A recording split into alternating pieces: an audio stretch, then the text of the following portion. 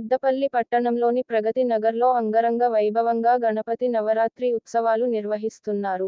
ఈ రోజు గణపతి హోమాన్ని నిర్వహించారు. గణపతి హోమం అందరికీ మంచి జరగాలని గణపతి హోమాన్ని అనంతరం అన్నదాన కార్యక్రమాన్ని నిర్వహించారు. వరసిద్ధి వినాయక కమిటీ సభ్యులు పోతురాజు సంపత్ కుమార్, కాసనగొట్టు విజయ్, యూత్ సభ్యులు అజయ్, సాయి, యశ్వంత్, బబ్బులు, వినయ్, వినాయక కమిటీ సభ్యులందరూ పాల్గొన్నారు.